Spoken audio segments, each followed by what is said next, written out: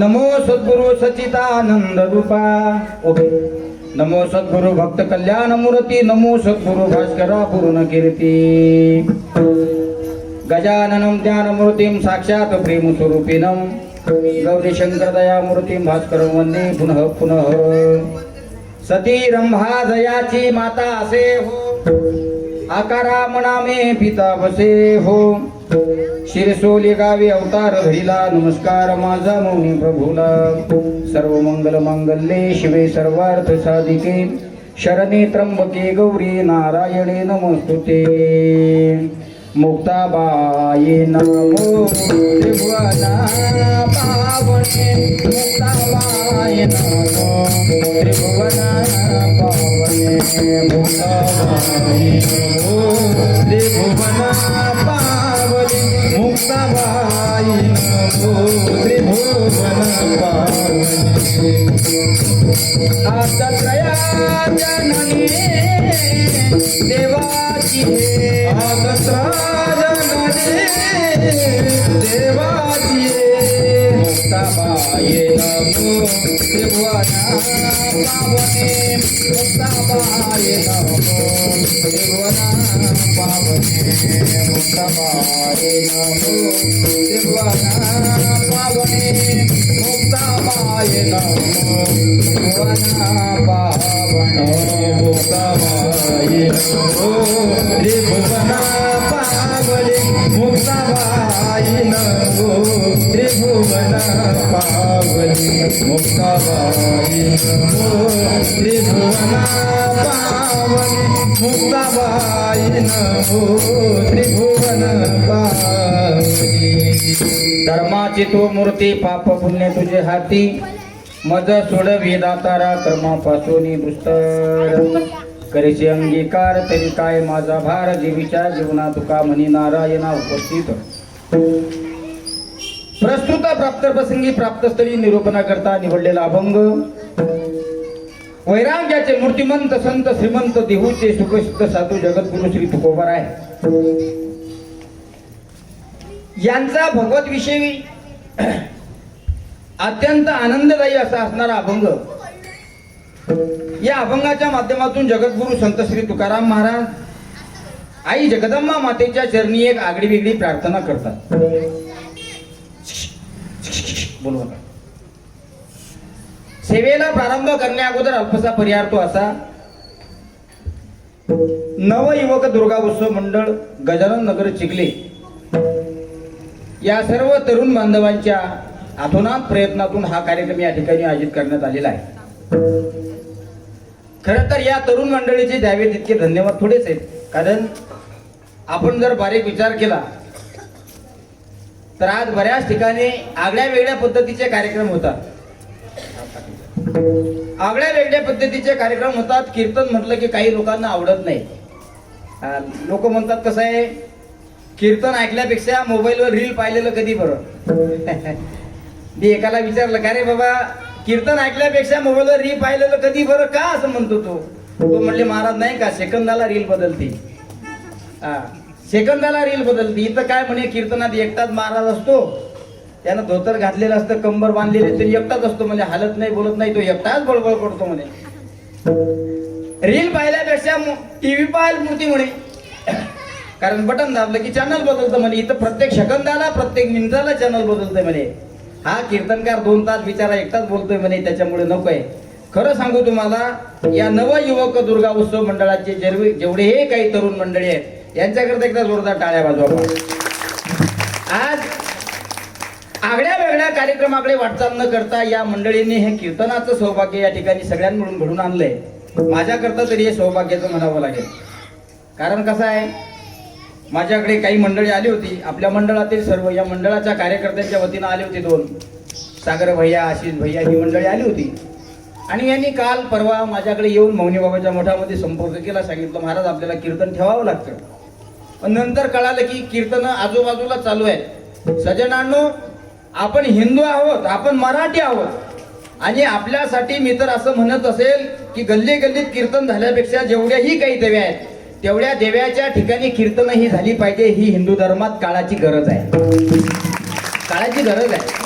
हा, आणि सागर दादा त्या कुत्र्याला हाणू नका तुम्ही, काऊन की उद्या म्हटलं नाही पाहिजे श्याम महाराजच्या कीर्तनात कुत्रही नव्हतं.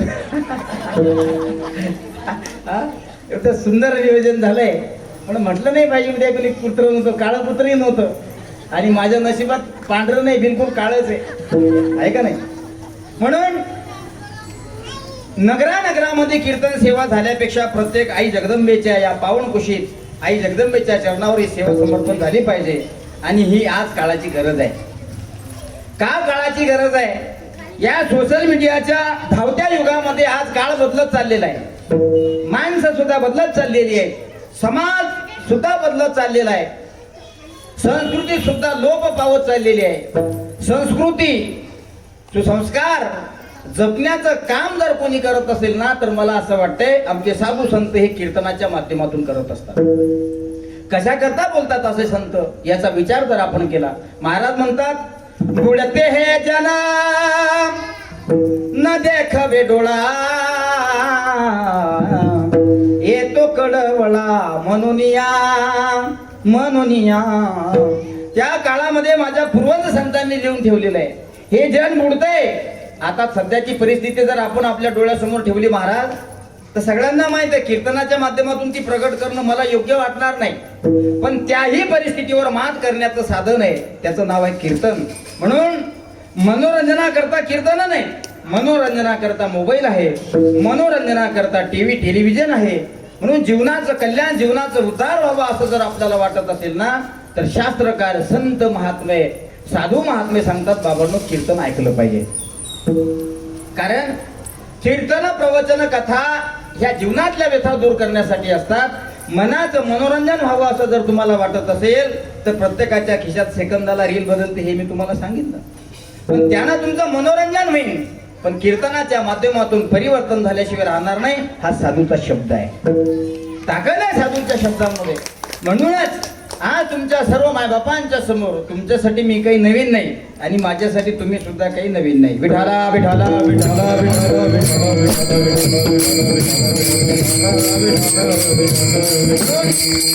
अतिशय सुंदर नियोजन नवयुवक दुर्गा वस्तू मंडळाच्या सर्व तरुण कार्यकर्ते मंडळींनी या ठिकाणी केलंय.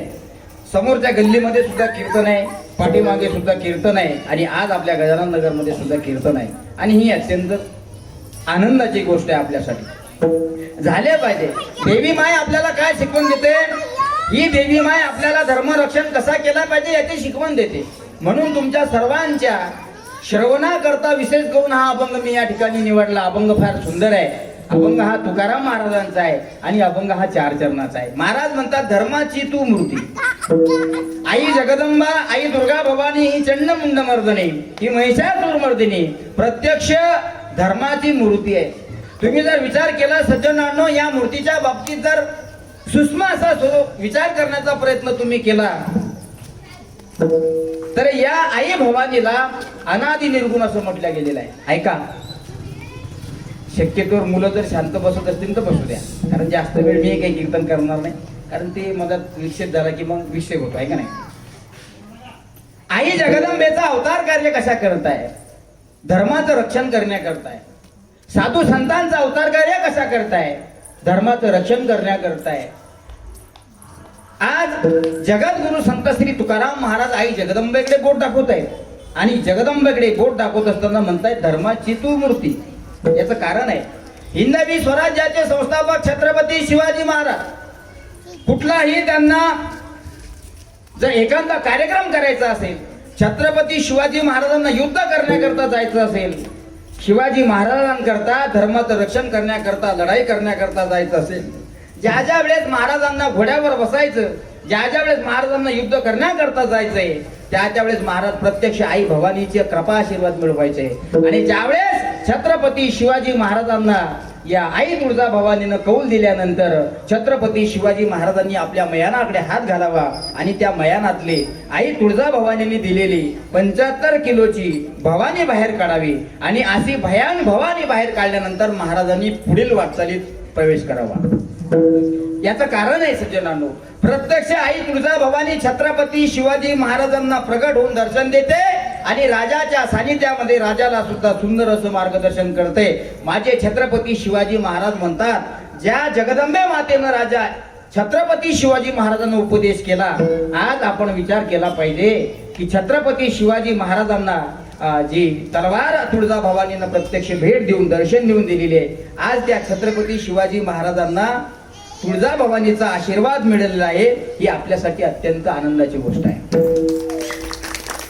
म्हणून धर्माची तू मूर्ती, पाप पुण्य तुझे हाती, मज सोडवी दातारा, कर्मापासून दुस्तरा. ऐका सज्जनांनो, या कष्टकरी कलियुगामध्ये तुम्ही आम्ही जन्माला येऊन शेवटच्या श्वासापर्यंत फक्त एकाच गोष्टीची अपेक्षा करतो. प्रत्येकाला असं वाटतंय माझ्या खिशामध्ये हजाराचं बंडल असलं पाहिजे, माझ्याकडे कमीत कमी अर्धा किलो सोनं असलं पाहिजे, माझ्याकडे कमीत कमी 4 तरी बंगले असले पाहिजे, माझ्याकडे कमीत कमी 4 फ्लॅट असले पाहिजे, तहसीलदार सुद्धा माझाच असला पाहिजे, सरपंच सुद्धा माझाच असला पाहिजे, नगरसेवक सुद्धा माझाच असला पाहिजे, नगराध्यक्ष सुद्धा माझाच असला पाहिजे. मी त्यांच्याबद्दल बोलत नाही, मी त्यांच्यातील माणसाबद्दल आपल्याबद्दल बोलतोय सज्जनांनो. याचा अर्थ असा आहे, प्रत्येक मनुष्य जन्माला येऊन शेवटच्या श्वासापर्यंत ज्याची आशा अपेक्षा करतो त्याचं नाव आहे सुख. पण माझे संत महात्मे म्हणतात, सज्जनांनो, 4 भीतीमध्ये जे मिळते ते केवळ दुःख आहे आणि 4 भीतीमध्ये केल्या जाणारा जो आहे त्याचं नाव आहे प्रपंच. या प्रपंचामध्ये तुम्हाला कधी सुख मिळतंय का? मिळत नाही सज्जनांनो. प्रपंचामध्ये फक्त आणि फक्त दुःख आहे. कारण महाराज म्हणतात, दुःख बांधवडी आहे हा संसार, दुःख बांधवडी आहे हा संसार, दुःख बांधवडी आहे हा संसार, दुःख बांधवडी आहे हा संसार, दुःख बांधवडी आहे हा संसार, दुःख बांधवडी आहे हा संसार, दुःख बांधवडी आहे हा संसार, दुःख बांधवडी आहे हा संसार.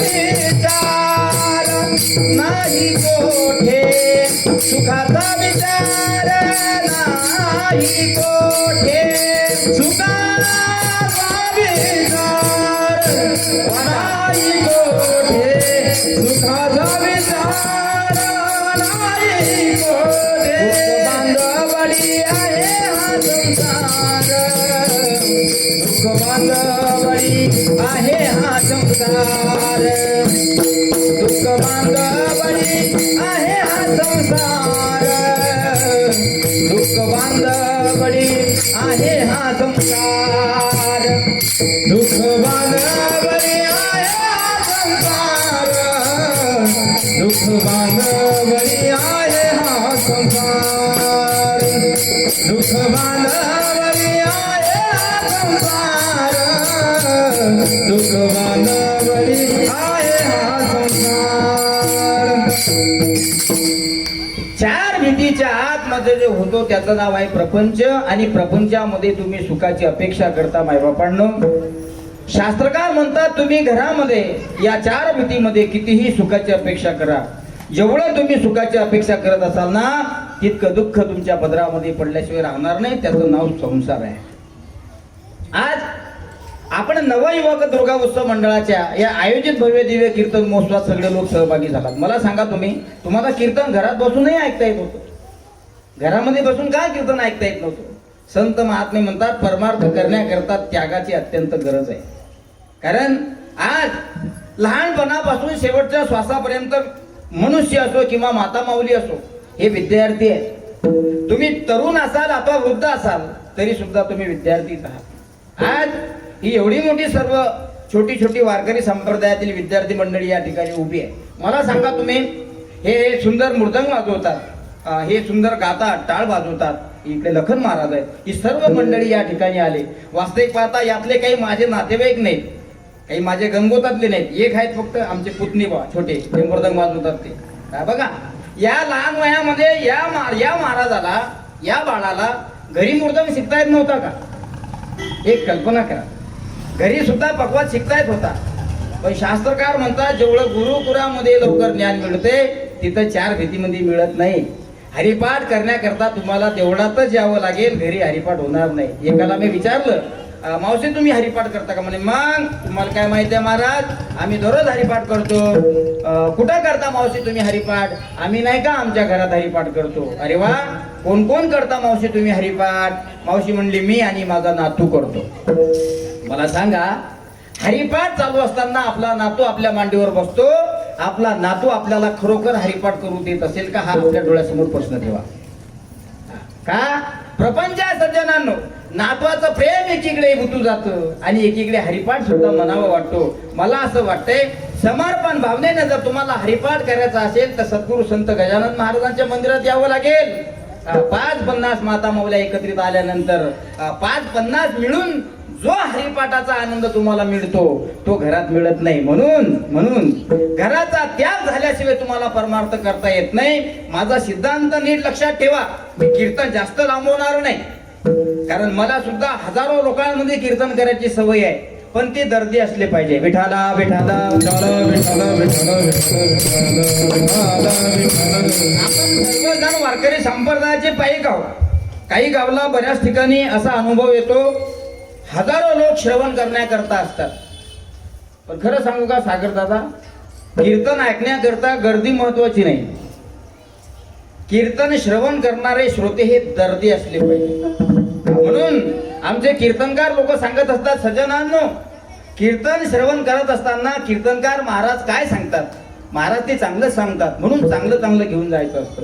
एका ठिकाणी मी असंच म्हटलं कीर्तनात, बाबा हो, कीर्तनात महाराजांनी सांगितलं चांगलं घेऊन जा. माझी 400 रुपयाची चप्पलच नेली हो. 400 रुपयाची चप्पल होती आणि ज्या बहादरानं चप्पल घातली तो बहादर घरी घेऊन गेला नाही. मग कीर्तन चालू होतं ना, माझ्या डोळ्यासमोर तो असे चक्रा मारे. मी कीर्तन झाल्यानंतर त्याला जाऊन भेटलो, त्याला म्हटलो, का रे बाबा ही चप्पल ओळखीची वाटते, माझी चप्पल आहे. म्हणे महाराज खोटं बोलता तुम्ही. म्हटलं काय, तुम्ही नाही का म्हणे कीर्तनात सांगितलं चांगलं घेऊन जा, या तुमची चप्पल मारली. म्हटलं अरे बाबा ती वापस नाही म्हणे, आता मी वापस देत नाही म्हणे, तुम्हीच कीर्तनात सांगितलं. म्हटलं जाऊ दे बाबा, बरे झाले देवा निघाले दिवाळे, बरे या दुष्काळी पिढा गेले. आपण ग्रामीण भागात राहणारे लोक आहोत, आपण शहरी भागात राहणारे लोक आहे. आपली चप्पल जर चोरी गेली तर आपण समजतो किंवा इतरांना सांगतो, बरं झालं नेली, दैलेंद्री गेली. विठाला विठाला विठाला विठाला विठाला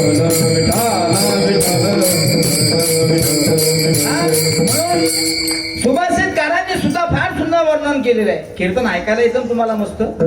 ऐका, या निसर्गरम्य वातावरणामध्ये रेणुका मातेच्या, जगदंब मातेच्या या पावन खुशीमध्ये आपण सगळेजण या ठिकाणी कीर्तन ऐकत आहात. अतिशय सुंदर नियोजन आहे बघा. कारण आज जिकडे तिकडे कीर्तन आहे. चिखलीमध्ये जवळपास 6 ते 7 कीर्तन आहेत बरं आज. तुमच्या माहिती करता हेच कीर्तन नाही आणि मी जगदंबेच्या पुढे उभा आहे. तुमच्या माहिती करता हे कार्यक्रम मी घेतलेला असल्यामुळे मी 2 कीर्तनाचे कार्यक्रम कॅन्सल केले होते आज. म्हटलं या लोकांना आपण शब्द दिलेला आहे. वारकरी संप्रदायामध्ये पैशाला किंमत नाही, वारकरी संप्रदायामध्ये शब्दाला किंमत आहे. विठाला विठाला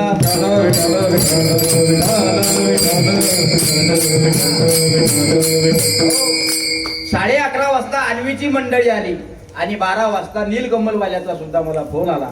त्यांनी सांगितलं महाराज तुम्हाला आमच्याकडे यावंच लागतं. सकारात्मक बोलले, तुम्ही द्रव्याची काळजी करू नका, तुम्ही तोंडातून काढा, आम्ही तितके द्यायला तयार आहे, तुम्ही फक्त सांगा. म्हटलं वारकरी संप्रदायामध्ये शब्द दिलेला आहे मी या आशिष भाऊला, या सागर दादाला, या नवयुवक मंडळाच्या कार्यकर्त्यांना काही आशा असेल म्हणून ही लोक माझ्याकडे आली आणि या लोकांनी कीर्तनाचा कार्यक्रम या ठिकाणी ठेवला. तुम्ही मला लाख रुपये जरी दिले तरी मी येणार नाही, कारण मी त्यांना शब्द दिलेला आहे. संप्रदायाची किंमत असेल ही पैशाला नाही, संप्रदायामध्ये जी किंमत आहे ती शब्दाला आहे. म्हणून तारीख ज्यावेळेस पक्की झाली त्यावेळेस रील, स्टेटस, सोशल मीडियाच्या माध्यमातून अख्ख्या महाराष्ट्रामध्ये प्रसिद्ध झाली. म्हणून काही कारणास्तव का होईना हा कार्यक्रम या ठिकाणी पार पडतो, ही आनंदाची गोष्ट आहे. तुम्ही म्हणताल महाराज कसा आहे, ऐका, बॉलिंग फार फास्ट टाकली पण अंपायरनं तो नो बॉल दिला, त्याच्यामुळे काही चाललं नाही कोणाचं. आई जगदंबेच्या मनात जर असेल ना ही कीर्तन सेवा झाली पाहिजे, तुम्ही आम्ही फक्त निमित्ताला कारण आहे. तुम्हीही कार्यक्रम कॅन्सल करू शकत नाही आणि मीही कार्यक्रम कॅन्सल करू शकत नाही. पण आज आपल्या नवयुवक दुर्गा उत्सव मंडळाच्या कार्यकर्त्यांनी आई जगदंबेचा हा पावन पुनीत असा उत्सव या ठिकाणी स्थापित केलेला आहे. आज 4थ्या माळीमध्ये आपण सगळे लोक पदार्पण करत आहात. त्या आई जगदंबा मातेला सुद्धा कधीतरी असं वाटत असेल की समर्थ सद्गुरु संत सम्राट मौनी बाबांच्या वारकरी शिक्षण संस्थेचे छोटे छोटे पिल्ल या ठिकाणी आले पाहिजे, ही त्या जगदंबेची इच्छा असेल. जगदंबेची इच्छा असेल. हा, कधी कधी चालू कार्यक्रम बंद पडतात.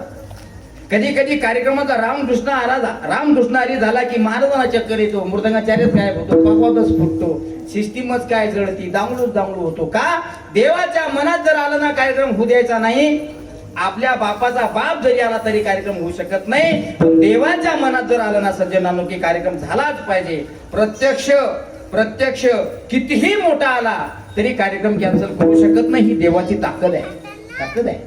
म्हणून आई जगदंबेला असं वाटलं असेल की हा कार्यक्रम या ठिकाणी झाला पाहिजे. चला पुढे सज्जनांनो, कीर्तनाच्या माध्यमातून चांगलं न्यायचं असतं आणि आपल्या जवळ जे आहे ते वाईट आपण टाकून दिलं पाहिजे. काय टाकून दिलं पाहिजे? ऐका. आई जगदंबा माते करता प्रत्यक्ष एकनाथ महाराजांनी एक अभंग खर्च केला. आपण नेहमी म्हणतो, अनादि निर्गुण प्रगटली भवानी, मोह महिषासुरा मर्दना लागोनी, त्रिविध तापाची करावया झाडानी, भक्ता लागी तू पावसे निर्वाणी. गायन करताना जर विको देता आला तर पहा, म्हणजे आनंद घेता येईल. भक्ता लागी तू पावसी निर्वाणी, आईचा जोगवा मागे ना, आईचा जोगवा मागे, देवीचा जोगवा मागे ना, देवीचा जोगवा मागे ना. या कीर्तनाच्या माध्यमातून आपण आई जगदंबेच्या चरणी काय मागितलं पाहिजे? अनादि निर्गुण प्रगटली भवानी, मोह महिषासुर मर्दना लागोनी, त्रिविध तापाची करा या झाडाने, भक्ता लागी तू पावाची निर्वाणी. द्वैत सारोनी माळानी घालिना, द्वैत सारोनी माळानी घालिना, द्वैत सारोनी माळानी घालिना, द्वैत सारोनी माळानी घालिना. हाती बोलाचा झेंडा मी घेईना, हाती बोलाचा झेंडा मी घेईना, हाती बोलाचा झेंडा मी घेईना, हाती बोलाचा झेंडा मी घेईना. भेद रहित वारीची जाईना, भेद रहित वारीची जाईना. जोगवा मागे ना, देवीचा जोगवा मागे ना, आईचा जोगवा मागे ना, देवीचा जोगवा मागे ना. अंगात वगैरे येत नाही कोणाच्या. एका गावाला मी कीर्तनात असा जोगवा म्हटला आणि आलं बा अंगात, लगेच उठल्या मावल्या, केस सोळा म्हटलं काऊन? म्हणे बाप्पा देवी आली अंगात. लगेच बोल बघता, लिंब कुठे आहेत, मिरच्या कुठे आहेत, चप्पलकडे लक्ष द्या. असं काही नाही ना. कीर्तनाच्या माध्यमातून समाज प्रबोधन सुद्धा झालं पाहिजे. आणि वारकरी संप्रदाय अंधश्रद्धा निर्मूलन करतो, याचं नाव संप्रदाय आहे. देवी कधी कोणाच्या अंगात येत नाही आणि कधी कोणाला भूत लागत नाही. ते तुम्हीच भूत आहे. एकाला मी विचारलं, म्हणे नाही महाराज, रात्री जाण्यासाठी मला भेऊ लागतो. कमी करा काही तेवढे, रात्री जाण्याकरता मला भेऊ लागतो. त्याला विचारलं, म्हणे का? म्हणे फार मोठं चिंचेचं झाड आहे. असं म्हणतात त्या भूताचा एक पाय या चिंचेच्या झाडावर आहे तर एक पाय त्या चिंचेच्या झाडावर आहे. त्याला म्हटलं खरंच आहे का भूत? म्हणे मग तिथं आवाज येतात त्याने वेगवेगळ्या प्रकारचे. त्याला म्हटलं बाबा, त्या भूतापेक्षा तूच सगळ्यात मोठा भूत आहे.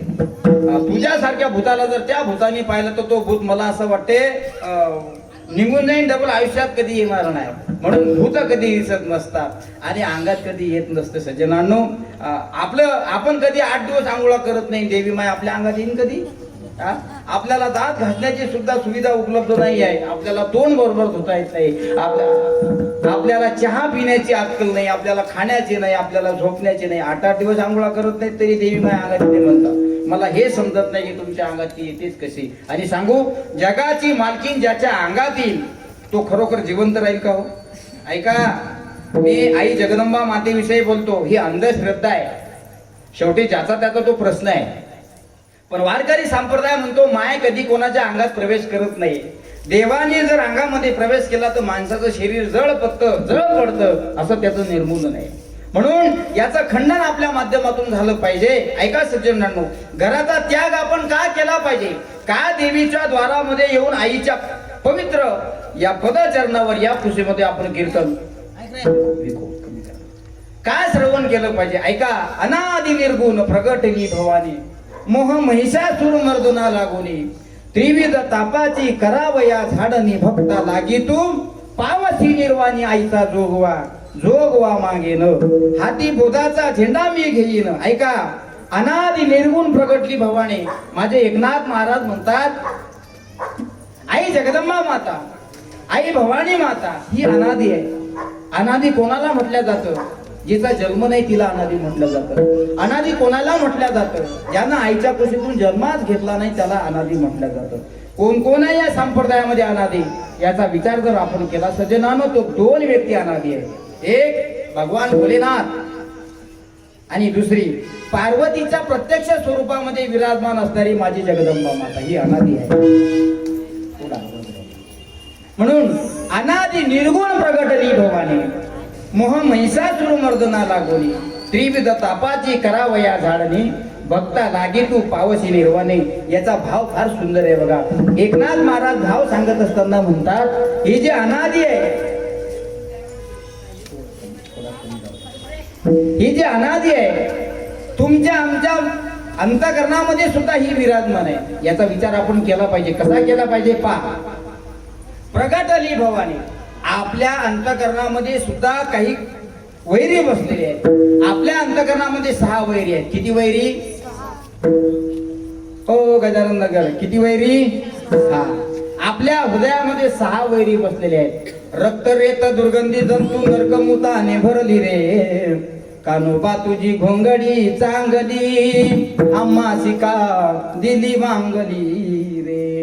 रक्त रेत दुर्गंधी जंतू नरकमुताने भरली रे. अजून काय आहे सज्जनांनो? काय आहे आपलं? 3 दिवस तुम्ही आंघोळ करू नका.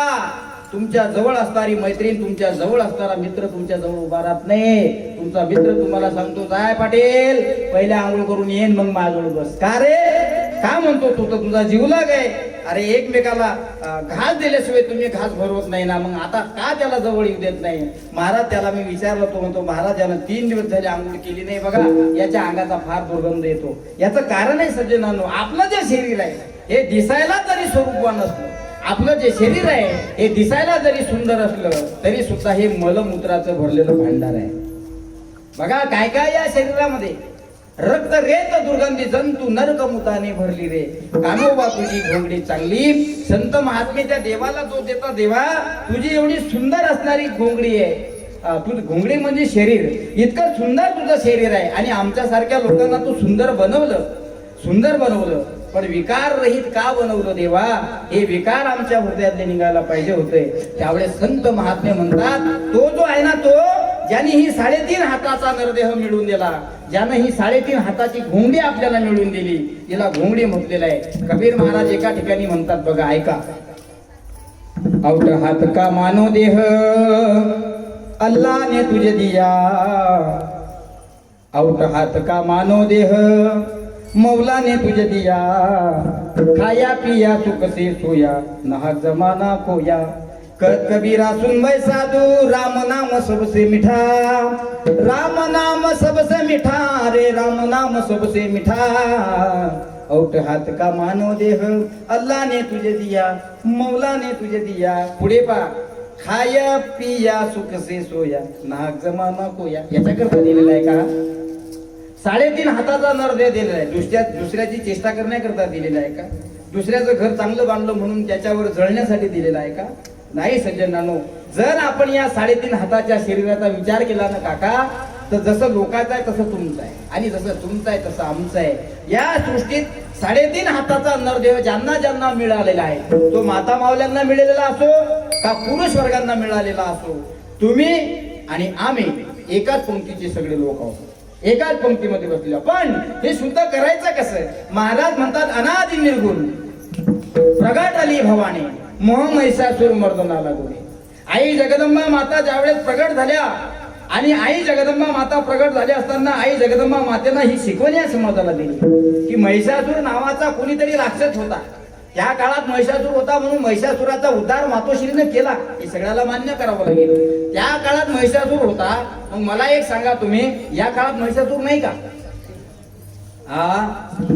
त्या काळात राक्षस होते. राक्षस म्हणजे आता टीव्ही मध्ये तुम्ही पाहता मोठाले शिंग, हे भले मोठे दात, हे लांब लांब केस, ऐका नाही, डोळे लालबुंद मोठे टपुऱ्या सफरचंदा सारखे, डोळे मोठे, डोक्याला शिंग, केस मोठे 15-15 फूट लांब, म्हणून तो राक्षस आहे का? सज्जनांनो, त्या काळात राक्षस होते. आताच्या काळात राक्षस नाहीत असं म्हणून सुद्धा चालणार नाही. आताच्या काळात सुद्धा राक्षस आहेत. परिणाम, माणसं माणसासारखे दिसतात पण माणसाचे विचार राक्षसासारखे आहेत. माणसाचे विचार राक्षसासारखे आहेत. राक्षसाची प्रवृत्ती माणसाची विचार करण्याची बुद्धी झालेली आहे. त्यामुळे त्या काळात महिषासूर आई जगदंबेनं मारला. म्हणून आज कीर्तनाच्या माध्यमातून प्रत्येक माणसाच्या अंतःकरणामध्ये असणारा जो महिषासूर आहे त्याला मारणं ही काळाची गरज आहे. म्हणून अनादि निर्गुण प्रकटली भवानी, मोह महिषासूर मर्दनाला कोणी, त्रिविध तापाची करावया झाडानी, भक्ता लागी तू पावशी निर्वाणी, आईचा जोगवा मागेन. आई जगदंबा मातेला अनादि म्हटल्या गेलेलं आहे. मी तुम्हाला सांगितलं अनादि का म्हटल्या गेलं आणि अनादि कोणाला म्हटलं? ज्याचा जन्म नाही. आई जगदंबा मातेचा जन्म आहे का असेल तर मला सांगा. शिवपुराण कथा मागच्या वर्षी माझी रेणुका देवी संस्थान गोदरी या ठिकाणी शिवपुराण कथा होती. ऐका, त्या शिवपुराण कथेमध्ये अतिशय सुंदर असं वर्णन आलेलं आहे जगदंबेविषयी. देवी भागवत पुराण जर तुम्ही ऐकलं, 69 नावाचं जे पेज आहे, 69 नावाच्या 69 नंबरच्या पेजवर तुम्हाला आई जगदंबा माता या महिषासुराचा वध आणि उद्धार कसा केला हे ऐकायला मिळेल, श्रवण करायला मिळेल. आपण ऐकलं पाहिजे. या सृष्टीमध्ये 2 देव असे आहेत की ज्यांचा जन्म नाही, अर्थात त्यांना आई वडील नाही. तुम्हाला जर विचारलं का हो तुमचं नाव काय, तर तुम्ही तुमचं पूर्ण नाव सांगता. आता मला जर विचारलं, मी सांगेन श्याम पांडुरंग डाकोरकर. याचा अर्थ काय? याचा अर्थ असा आहे की मला कुणीतरी जन्म देणारा माझा बाप आहे, म्हणून मी माझ्या समोर माझ्या वडिलांचं नाव लावलं. आमचे पूर्वजांचं सरनेम काय याचा जर आपण शहानिशा केली तर मी माझं सरनेम सांगेन की तुम्हाला समजायला पाहिजे की हा कोणत्यातरी कुळात जन्माला आलेला आहे, म्हणून याचं आडनाव डाकोरकर आहे. ऐका आता पुढे, भगवान भोलेनाथाच्या बापाचं नाव काय? कोण सांगतं? 500 रुपये बक्षीस हातात देतो. भगवान भोलेनाथाच्या मम्मी पप्पाचं नाव सांगा. What is your mother name? What is your father name? What is your grandfather name? No mother name and no father name, only name Bhagwan Bholenath. बस भगवान भोलेनाथाच्या मम्मी पप्पाच्या नावाचा जर तुम्ही विचार केला, 6 शास्त्र 4 वेद 18 पुराण उघडा, त्या पुराणामध्ये तुम्हाला भगवान भोलेनाथाच्या मम्मी पप्पाचं शोधूनही शोध लागत नाही. याचं कारण आहे ते आदिनाथ आहे. हरिपाठात म्हणतात आमच्या माऊल्या, आदिनाथ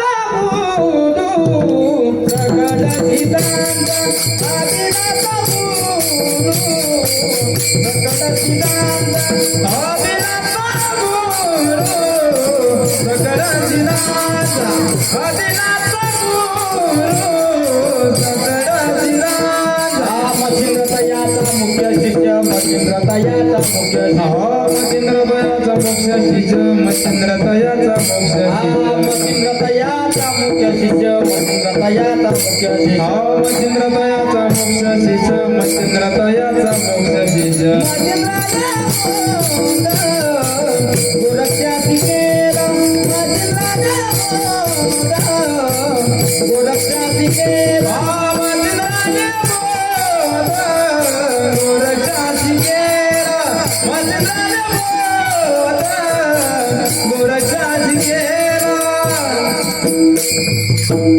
एका ठिकाणी आदिनाथ गुरु असं म्हटल्या गेलेलं आहे आणि एका ठिकाणी अनादि निर्गुण प्रगटली भवानी असं म्हटलं गेलेलं आहे. अनादि हा दोघांच्या पुढे नाव आहे, अनादि हे तिसऱ्या कोणाच्या पुढे तुम्हाला सापडत नाही. सज्जनांनो ऐका माझं. महाराज म्हणतात ही जी धर्माची मूर्ती आहे ही काय करण्याकरता अवतार कार्य करते. महाराज म्हणतायत, तुकाराम महाराज खऱ्या अर्थानं सांगतायत. तुकाराम महाराज म्हणतात पापाची सुद्धा गणना ती करते आणि पुण्याची सुद्धा गणना ती करते. अभंगाच्या पहिल्या धर्माची तू मूर्ती, धर्माची तू मूर्ती धर्माची तू मूर्ती धर्माची तू मूर्ती धर्माची तू धर्माची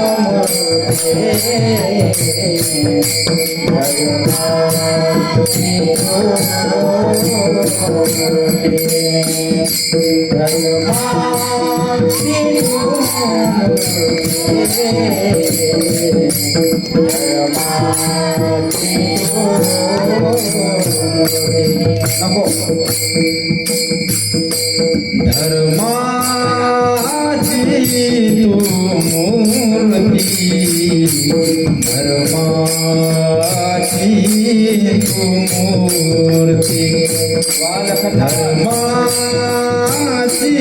तू मूर्ती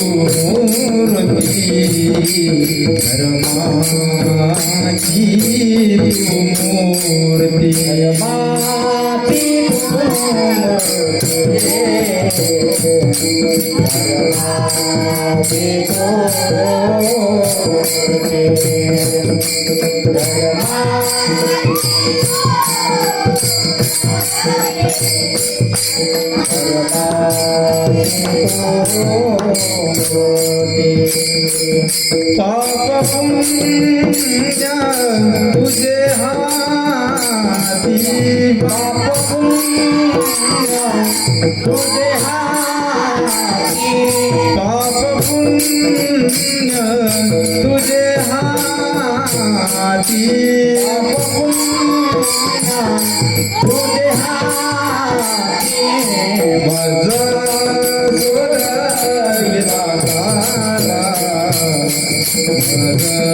जोडवी दातारा मज जोडवी दातारा मज जोडवी दातारा माझा सोडवी दातारा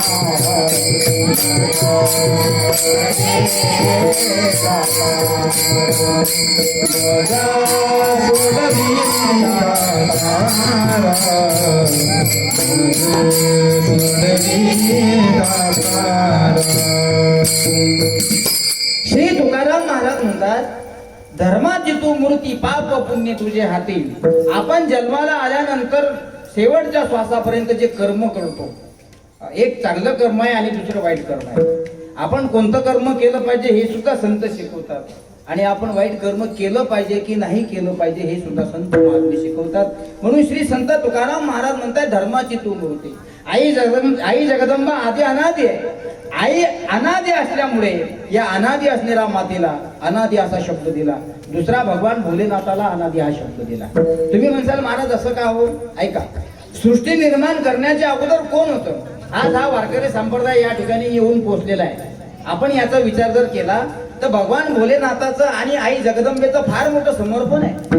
आपल्याला कळत नाही, आपण अजूनही अज्ञानी आहोत, कारण आपण कधी ग्रंथ वाचत नाही. आपण ग्रंथ वाचत नाही, दुसरा वाचत असेल त्याला वाचू देत नाही. एवढं जाऊ द्या, दुसरं जर चांगलं सांगत असेल तर त्याचं सुद्धा आपण ऐकत नाही.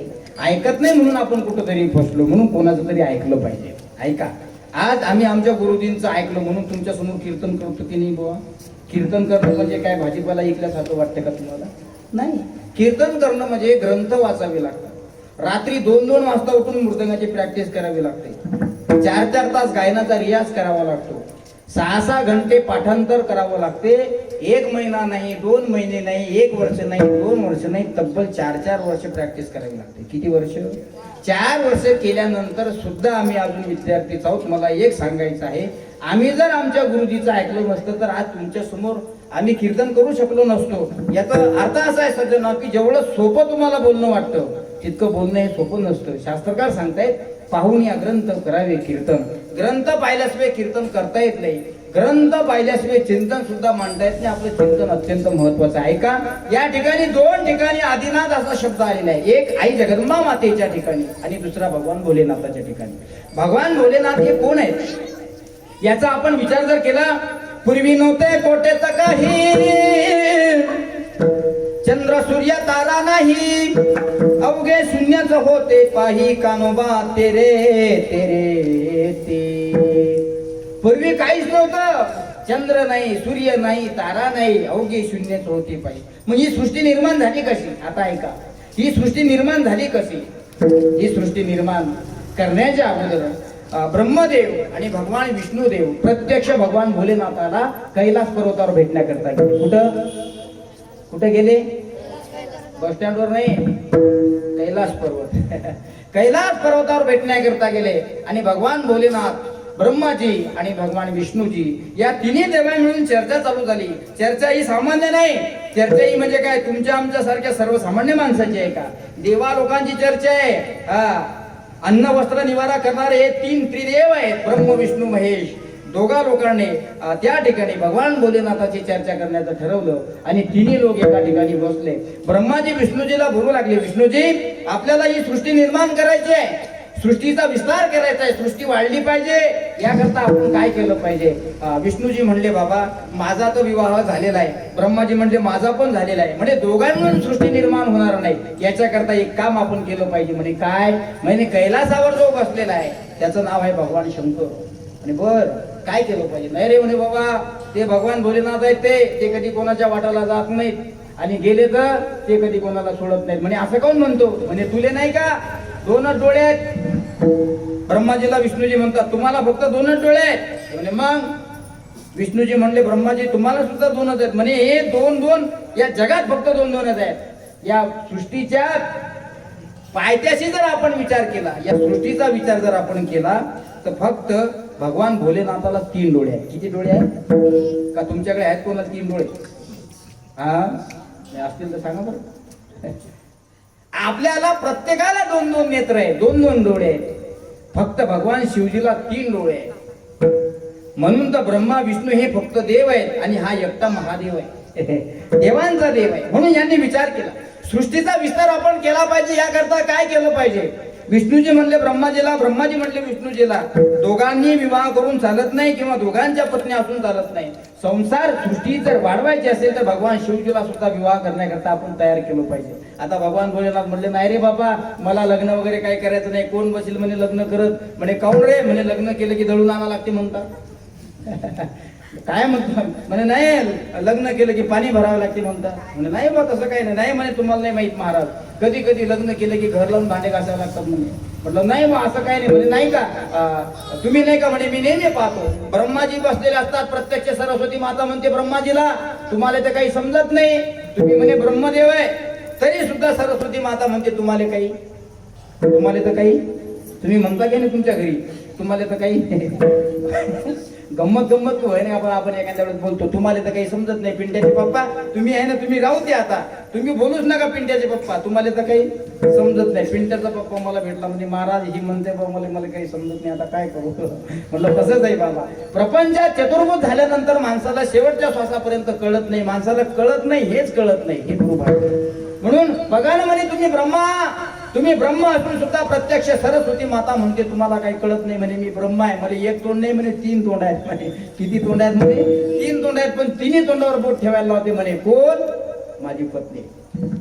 ब्रह्माजी म्हणतात तुमचं कसं आहे? विष्णू भगवान म्हणतात काही नाही बा, पाय लक्ष्मीच्या हाती तिशी यावे कापुलती, तुका म्हणे शेषा जागे करा ऋषिकेशा गरुडाची पायी, वेगी आणावा तो हरी मज दिनाचे उदरी तिशी यावे कापुलती. तुकोबा म्हणतात प्रत्यक्ष विष्णूची लक्ष्मी माता भगवान विष्णूचे पाय चपटे, पण कधी कधी तिच्या सुद्धा जीवावर आली की ती सुद्धा विष्णू भगवंताला म्हणजे तुम्हाला तर काही समजत नाही म्हणे. इथं ब्रह्माची खेर नाही, इथं विष्णूची खेर नाही, तुम्ही भगवान शिवजीच्या मागे लागले लग्न करा, मला कशाला त्या भांगडीत पाडता म्हणे तुम्ही? मला काही लग्न करायचं नाही, माझं स्मरण चालू आहे, माझ्या श्रीराम प्रभूचं मी चिंतन करतोय. भगवान शिवजीनं नेत्र बंद केले, डोळे बंद केले आणि भजन चालू केलं. भजन करी महादेव महादेव, भजन करी महादेव महादेव, भजन करी महादेव.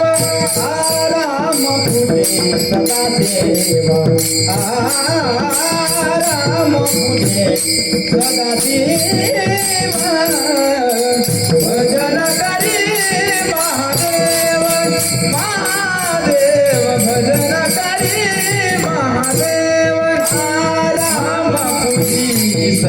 सदाशिव राम पूजी सदाशिव भजन करी महादेव भजन करी महादेव. भगवान शिवजी कैलास पर्वतावर बसलेले आहे आणि कैलास पर्वतावर बसणारे भगवान शिवजी मर्यादा पुरुषोत्तम प्रभू रामचंद्राचं स्मरण करतात. ऐका, एवढे मोठे शिवजी कैलास पर्वतावर नामस्मरण करतायत, ते बी कोणाचं तरी भजन करत असतील. बघा तुम्ही, मर्यादा पुरुषोत्तम प्रभू रामचंद्रांचा विचार जर आपण केला तर रामचंद्र प्रभू हे साधू आहेत.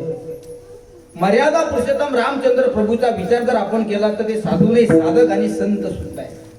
14 वर्षे वनवासात राहिले माझे रामचंद्र प्रभू, पण 14 वर्षे वनवासात राहत असताना सुद्धा भगवान शिवजी रामचंद्र प्रभूचं नाव सेकंद ही ब्रेक पडू देत नव्हती, इतकी ताकद होती. त्यांना विचारलं, ब्रह्माजी आणि विष्णूजी शिवजीकडे गेले. पाहिल्यानंतर शिवजीनं 2 डोळे बंद केलेले, 3 डोळे बंद केले. ब्रह्माजी म्हणले तुम्ही उठवा त्यांना. विष्णूजी म्हणले भाऊ आपण नाही उठत, तुम्ही जा पुढे. आणि काऊन म्हणे त्याच्या गळ्यातला साप फुसकारा मारतो. भगवान शिवजीच्या गळ्यात साप आहे. ते म्हणले विष्णूजी तुम्ही जा पुढे, तुम्ही मोठे आहे, तुमचा मोठा अधिकार आहे. म्हणजे आपण जरी साडू असलो तरी मान तुमचा आहे, म्हणजे पुढे आपण जात नाही का. वासुकी सर्प भगवान शिवजीच्या गळ्यात आहे. भगवान शिवजीच्या गळ्यात जो आहे तो आयनाकोंडा किंवा कोबरा नाही, ऐका, किंवा शेलाटी किंवा कोकरू नाही. भगवान शिवजीच्या गळ्यामध्ये जो सर्प आहे त्या सर्पाचं नाव आहे वासुकी सर्प. हा सर्प शिवजीनं गळ्यात का घेतला याचं सुद्धा फार शास्त्र आहे. जर शिवजीच्या गळ्यामध्ये वासुकी नावाचा सर्प काय एवढं जर मी तुम्हाला सांगितलं तर 4 वाजे लोक उठू देत नाही. विठाला विठाला विठाला विठाला विठाला विठाला याच्या फार मोठा कथा शिवपुराणामध्ये आलेल्या आहेत आणि शिवपुराण सांगण्यासाठी मी या ठिकाणी आलो नाही. मला खरं म्हणजे आई जगदंबेपर्यंत यायचं आहे आणि आपल्या अभंगाचा निशिब्ध भावार्थ या ठिकाणी सांगायचा आहे आणि थांबायचं आहे. ऐका माझं, भगवान शिवजीला म्हणू लागले, शिवजी ध्यानस्थ होते. एखादा व्यक्ती जर नामस्मरण ध्यान लावून करत असेल तर त्याला विक्षेप केला नाही पाहिजे. का केला नाही पाहिजे ऐका तुम्ही. या ठिकाणी बसलेल्या माझ्या माता भगिनी आहेत, बऱ्याच मंडळी माळकरी आहेत आणि बऱ्याच माता वर्ग मला ओळखतो, कारण मी काही तुमच्यासाठी नवीन नाही. गजानन महाराजांच्या मंदिरात कार्यक्रमासाठी येतो, याही अगोदर बऱ्याच वेळा आलो आहे का नाही. याही परिसरामध्ये आलो. आपल्या मुक्ताबाईच्या मंदिरावर सुद्धा आम्ही नेहमी येतो, कारण ही सगळी प्रेम करणारी मंडळी आहे आणि मला असं वाटतं की ही मठात आल्याशिवाय राहत नाही. आम्हाला सांगते तुमच्यासारख्या लोकांचं प्रेम आमच्यावर आहे, म्हणून आम्हाला सुद्धा 4 ज्ञानाच्या गोष्टी तुम्हाला सांगायसाठी मिळते. हे आमचं सौभाग्य म्हणावं लागेल, ऐक. तसं महाराष्ट्र आपल्यावर प्रेम करतो, ऐका माझं. म्हणून कोणी जर नामस्मरण करत असेल तर त्याला विक्षेप करू नका. का करू नका. महाराज म्हणतात भजनी विक्षेप तेची पै मरण न जावा तो क्षण एक वया. हरिपाठ करत असताना जर तुमची नात किंवा नातू तुमच्या मांडीवर बसत असेल, शास्त्रकार सांगतात ते पाप आहे. आता आपण आपल्या अभंगाकडे आलो. तुम्ही म्हणाल इतकं कसं काय स्ट्रिक आहे, तसंच आहे. स्मरण करत असताना एक तर आपण काय करतो, 12 तास संसारा करता देतो आणि 12 तासापैकी अर्धा तास आपण परमार्था करता देतो. का देता तुम्ही? आज दिवसभर तुम्ही शेतामध्ये काम केले, घरचे कामं केले, पण आज कीर्तन आहे म्हणून 2 तास तुम्ही वेळ देण्याकरता आले की नाही. परमार्था करता 2 तास आणि प्रपंचा करता 11 तास. महाराज म्हणतात पाप पुण्य तुझी हाती.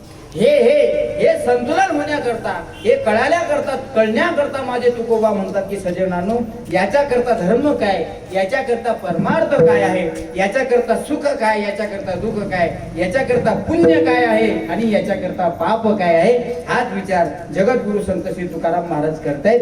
पाप पुण्य तुझे हाती. मग महाराज तुकाराम महाराज म्हणले आता पाप पुण्य तुझ्या हातात आहे माता, माझा उद्धार सुद्धा तू करणार आहे, कारण तू आधी आहेस, तू आधी मोह माया आहेस, तू अनादी आहेस, तुझा जन्म नाही, तू सृष्टीतून निर्माण झालेली जगत्रय जननी आहे आणि भगवान शिवजीची तू अर्धांगिनी आहे.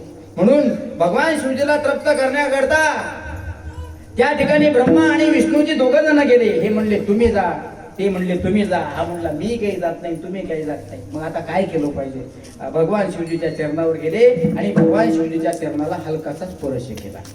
भगवान शिवजी श्रीराम जय राम जय जय राम, श्रीराम जय राम जय जय राम असं सातत्याने स्मरण शिवजीचं चालू आहे. पायाला कोणाचा तरी स्पर्श झाला म्हणून शिवजीनं 2 डोळे उघडले. 3रा डोळा शिवजी कधी उघडत आणि 3रा डोळा जर शिवजीनं उघडला तर मी कीर्तन करू शकत नाही, तुम्ही बसू शकत नाही. का चुलीजवळ बसण्याची गरज नाही. गौरीची जशी राग होती तशी शरीराची राग झाल्याशिवाय राहत नाही. कारण भगवान शिवजीचा तिसरा डोळा म्हणजे प्रत्यक्ष ज्वाला आहे, ज्वाला. 2 डोळे शिवजींना त्या ठिकाणी उघडले. हलकाचा स्पर्श पायाला झाला म्हणून डोळे उघडले. पाहतात तर खाली ब्रह्माजी दिसले आणि पाहतात बाजूला तर दुसरीकडून विष्णूजी दिसले आणि दोघेही पटण्या त्यांच्या सानिध्यामध्ये. इकडून सरस्वती माता आहे आणि इकडून लक्ष्मी माता आहे. म्हणले अचानक कसं काय येणं केलं? शिवजीला म्हणू लागले ब्रह्माजी, अन्न वस्त्र निवारा करायचा आहे आपल्याला. या सृष्टीचा विस्तार आपल्याकडून झाला पाहिजे, याकरिता आमची अशी इच्छा आहे. शिवजी, तुम्हाला एकदम मुद्द्यावर येऊन सांगतो शिवजी, आमची अशी इच्छा आहे की तुम्ही विवाह करावा. शिवजी हसले. शिवजी म्हणले अरे म्हणे माझ्याकडे आले तुम्ही मला सांगता विवाह करा, लग्न करा. तुमचं पान म्हणे तुमच्या असतं तुम्हाला सांगतात की यायला काही समजत नाही. तुम्ही ब्रह्मा आहे म्हणे, तुम्ही विष्णू आहे म्हणे, तरी तुम्हाला म्हणते म्हणे की तुम्हाला काही समजत नाही. तुम्ही दोघं बरबाद झाले, आता मलाही बरबाद करायच्या मागे लागले का म्हणे मी करत नाही. पण शिवजी म्हणू लागले बाबांनो कशा करता एवढा आटापिटा करताय? त्यावेळेस ते म्हणले बाबा जिथं ब्रह्मा आहे तिथं विष्णू आहे, जिथं ब्रह्मा आणि विष्णू आहे तिथं शिवजी असले पाहिजे. कारण या सृष्टीचं निर्माण आणि सृष्टीचा विस्तार जर करायचा असेल तर 3 लोकांनी केला पाहिजे. म्हणून एकाने जन्म देण्याचं काम केलं, दुसऱ्यानं अन्न वस्त्र पुरवण्याचं काम केलंय आणि एकाने फक्त निवारा देण्याचं काम केलं. अन्न वस्त्र निवारा हे सृष्टीचं निर्माण करता मूळ घटक आहे. म्हणून याकरता शिवजी प्रयत्न करता करता करता करता नाकारातला होकारामध्ये शिवजीला आणलं आणि त्या काळात भगवान शिवजीचा पार्वती मातेसंग विवाह झाला. आता ऐका, पार्वती मातेसंग विवाह झाला असताना भगवान भोलेनाथ म्हणजे आता ही पार्वती कोण आहे? त्यानंतर पुढे दक्ष कन्या सती माता. भगवान शिवजी मला पती परमेश्वर मिळावे याकरता हिमालयामध्ये तपश्चर्या करू लागले. हिमालयामध्ये तपश्चर्या करत असताना प्रत्यक्ष देव प्रसन्न झाले. म्हणले काय इच्छा आहे? म्हणे काही नाही. कैलासामध्ये विराजमान असणारे भगवान शिवजी पती परमेश्वर म्हणून मला मिळावे अशी माझी इच्छा आहे. याकरता मी तप आणि व्रत करत आहे. पण ते म्हणले आता या जन्मात तुला ते शक्य नाही. पार्वती मातेला होकार दिला काही कारणास्तव. पार्वती मातेचं सुद्धा शिवपुराण घटेमध्ये तिनं स्वतःचा देह जाळून घेतला, भस्म झाले. काही कालांतरानं तीच हिमालय पर्वताच्या पोटी जन्माला आली, तिचं नाव पार्वती होतं. आणि पुन्हा हिमालय पर्वत दक्ष त्याच्या पोटी जन्माला आली त्याची कन्या सती. तिचा विवाह भगवान भोलेनाथाशी झाला. मला असं वाटते तुम्हाला कीर्तन समजतं.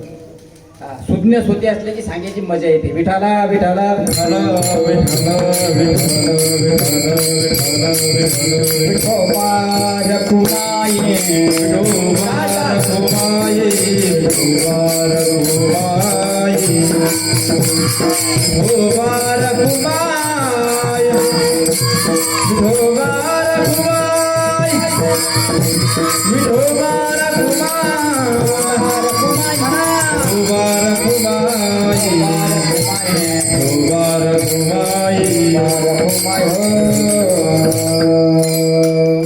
अतिशय आनंददायी झाले. भगवान शिवजी म्हणले आता माझा विवाह या ठिकाणी होणार आहे. आता काय केलं पाहिजे? कारण सती मातेनं सुद्धा तपश्चर्या केल्यामुळे तिच्या बापाला सुद्धा विचार पडला की म्हणे आपल्या मुलीनं तपश्चर्या केली तीही एका भोळ्या भगवान शंकरासाठी. म्हणे काय पाहिलं म्हणे आपल्या मुलीनं त्या नवरदेवामध्ये? तो कैलासात बसतो म्हणे, एखादा दुसरा तू बोट दाखव म्हणे तो वर मी तुला आणून दिल्याशिवाय राहणार नाही म्हणे सती. पण तू भगवान शिवजीचा विचार डोक्यातला काढून टाक. सती माता म्हणली मी ज्याच्या करता तपश्चर्या करत असेल तोच पती परमेश्वर मला मिळाला पाहिजे, अन्यथा मी कोणासोबत विवाह करणार नाही. कारण भगवान शिवजी मध्ये काय पाहिलं होतं सती मातेनं? दक्ष म्हणू लागला सती काय पाहिलं तू शिवजी मध्ये? बघा म्हणे उघडेच असतात म्हणे, ते अंगाला भस्म लावलेला आहे म्हणे, गळ्यामध्ये वासुकी नावाचा सर्प आहे मध्ये. आपले मुलं म्हणे बघा बाकीचे मुलं कसे जीन्स पॅन्ट घालतात म्हणे, असे कपडे घालतात म्हणे छान छान, 2-2 हजार रुपये मीटरचे कापड यांच्या अंगावर असतात म्हणे. शिवजीच्या अंगावर पाय ना म्हणे काय गज चर्म व्याघ्रांबर, कंठी शोभे वासुकी हार, भूते वेताळी नाचती हर्षयुक्त उमापती. काय पाहिलं म्हणे सती शिवजीनं तू? शिवजीच्या गळ्यात वासुकी नावाचा सर्प आहे म्हणे. मग तुम्हाला काय म्हणायचं म्हणे बाबा? अगं म्हणे बाकीचे नवरदेव पाहिलं म्हणे, बाकीचे नवरदेव घोड्यावर बसून येतात म्हणे, हा नवरदेव नंदीवर बसून येतो म्हणे. म्हणे हो बरोबर आहे तुमचं. बाकीच्या नवरदेवाच्या गळ्यात सोन्याचे हार असतात म्हणे आणि या नवरदेवाच्या गळ्यात मेलेल्या माणसाच्या कवटीचे हार आहेत म्हणे. या नवरदेवाच्या अंगात 10-10 हजाराची शेरवानी असते म्हणे. म्हणे मग म्हणे या नवरदेवाला गजचर्म आहे म्हणे घालण्याकरता. आपल्या नवरदेवाच्या कानामध्ये सुवर्ण कुंडल असतात म्हणे, भगवान शिवजीच्या कानामध्ये इंचवाचे कुंडल आहेत म्हणे. आपल्या नवरदेवाच्या लग्नात चांगले वराडी नाचतात म्हणे, पुढे डीजे वाजतो म्हणे, मागं नाचतात म्हणे, असे नाचतात म्हणे आपले वराडी, असे नाचतात म्हणे आपले वराडी, असे नाचतात म्हणे आपले वराडी, असे नाचतात. समजलं तुम्हाला? समजलं? आपला नवरदेव घोड्यावर बसतो म्हणे, आपला नवरदेव घोड्यावर बसतो म्हणे, असा नटून तटून मेकअप करून आलेला असतो म्हणे, पुढे डीजे वाजतो, मागं नाचतो, त्याच्या मागं नवरदेव असतो म्हणे, आणि सगळे वराडी म्हणे असे भूतासारखे नाचतात म्हणे, असे कसे नाचतात म्हणे. आणि हे शिवजीचे पा म्हणे कसे भूत आहेत, जसा नवरदेव तसं वराड. शिवजी ज्यावेळेस नंदीवर बसले, जमतं ना आपल्याला, जमतं ना? हो म्हणतात तुम्हाला कसं माहिती? ऐका, शिवजीच्या विरोधात आपला नवरदेव आणि आपल्या नवरदेवाच्या विरोधात प्रत्यक्ष शिवजी आहे. शिवजी नंदीवर बसतात, आपण घोड्यावर बसतो. आपण चांगले कपडे घालतो, शिवजीनं गजेचर्म घातलेले आहेत. आपल्या गळ्यामध्ये सुवर्णाचे अलंकार, शिवजीच्या गळ्यामध्ये कवट्याचे अलंकार. आपल्या गळ्यामध्ये सुवर्ण कुंडल, कानामध्ये, शिवजीच्या कानामध्ये इंचवाचे कुंडल. दोन प्रकारचे इंचू आहेत, एक काळा दुसरा गोरा. तुम्हाला कोणता आवडते हातवर करा. इंचू किती आहेत मावशे? दोन आहेत का? काळा चांगला की गोरा चांगला? बरं, काळा चांगला ना. भाऊ, इंचू काळा असो की गोरा असो, त्याचा ठणका मोठा खतरनाक असतो. म्हणून इच्छू काळाही चांगला नाही आणि इच्छू घोराही चांगला नाही. मला भाव हा तुमच्या समोर मांडायचा आहे. शिवजीमध्ये सतीनं असं काय पाहिलं होतं, याचा एकच अर्थ आहे सज्जनांनो, की पुढे भविष्यामध्ये आज तुम्ही आणि आम्ही या ठिकाणी बसलेलो आहोत, ही फक्त एकच कृपा जर कोणाची असेल तर ही भगवान शिवजीची कृपा आहे. म्हणून भगवान शिवजीला आधी असा शब्द म्हटला झालेला आहे. त्यानंतर तीच सती माता भगवान शिवजीला एक पत्नी म्हणून स्वीकारल्या जाते. काही कालांतरानं भगवान शिवजीचा अत्यंत थाटामाटामध्ये विवाह त्या ठिकाणी संपन्न होण्याची वेळ जवळ येते. म्हणून देशा विदेशातले राजे त्या महालामध्ये येतात आणि इतका सुंदर दर्शनानं तो महाल सजवलेला असतो. प्रत्यक्ष जर मोठ्या लोकांचा कार्यक्रम असेल तर लोक सुद्धा मोठी असतात. तिथूनची पत्तरवाडी मोठी असते, तिथून खाणं पाणी सुद्धा मोठं असतं, तिथले ग्लास सुद्धा मोठे असतात. आपलेच आपल्या गरीबाची कशी असते बघा पत्तरवाडी. आपल्या गरीबाची पत्तरवाडीचा विचार जर आपण केला, बिडी बिंडचा जसा कापड असतो तशी पातळ आपली पत्तरवाडी असते. बिलकुल एखाद्याने जर बुंदी टाकली तर बुंदी राहत नाही, ती सगळ्या गल्लीत पाहून जाते, अशी आपली पत्तरवाडी असते. मोठ्या लोकांच्या पत्तरवाड्या सुद्धा मोठ्या असतात, मोठ्या लोकांचं अन्नदान सुद्धा मोठं असतं. म्हणून दक्षाच्या घरचा हा कार्यक्रम आहे, भगवान शिवजीचा सतीसोबत होणारा विवाह आहे. मोठा कार्यक्रम म्हणून प्रत्यक्ष विश्वकर्माला निमंत्रण दिलं. कोणाला? विश्वकर्मा कोण आहे माहित आहे तुम्हाला? या सृष्टीतला सगळ्यात नंबर 1चा इंजिनियर म्हणजे विश्वकर्मा. हे आपले इंजिनियर आता झाले 1 कोटी कोण 1.5 कोटी कोण, पण त्या काळातले विश्वकर्मा सगळ्यात मोठे इंजिनियर होते. कोणते होते इंजिनियर बघा तुम्ही? सुदाम ब्राह्मण दुखे दारिद्र्य पिढीला, मुष्टी पोहे घेऊन या त्याचे भेटीला गेला.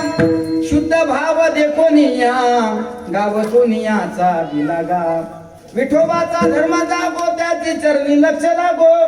आंधळे पांगळे नाटताट हे पाठ पाहिजे बघा. सुदाम ब्राह्मण जे होते अत्यंत दैनंदिन परिस्थितीत होते, पण भगवान श्रीकृष्णाविषयी सुदामजीच्या अंतःकरणामध्ये क्षणभरही विलंबन होता.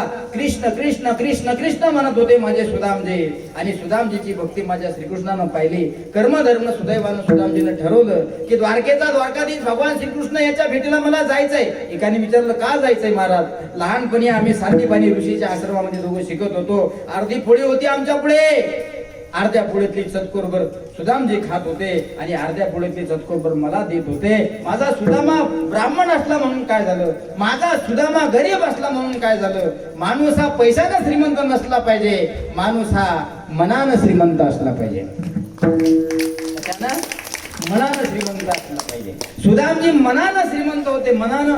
पैशानं तर कोणी श्रीमंत व्हायचं, मनानं श्रीमंत असलं पाहिजे. म्हणून माझा लहानपणीचा मित्र मला भेटी करता येणार आहे म्हणून भगवान श्रीकृष्णानं सुद्धा विश्वकर्माला निमंत्रण दिलं होतं. म्हणे एक काम कर, माझा मित्र मला भेटी करता आला, जोपर्यंत माझा मित्र या ठिकाणी आहे तोपर्यंत सुदाम नगरी आपली सोन्याची झाली पाहिजे. सिद्धांत नीट लक्षात घ्या.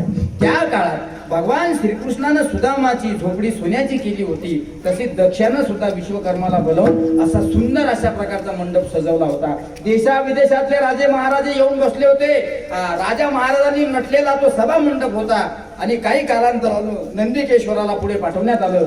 शिवजी म्हणले आपण कोण आहे? म्हणे मी शिवजीचा पार्षद कोण आहे. कशा करता पुढे आले? म्हणे व्यवस्था पाहण्याकरता आलो. आपल्याकडे नाही का म्हणे नवरदेव येण्याच्या अगोदर वराळ पुढे येतं, म्हण त्याला काय म्हणतात? भोबास.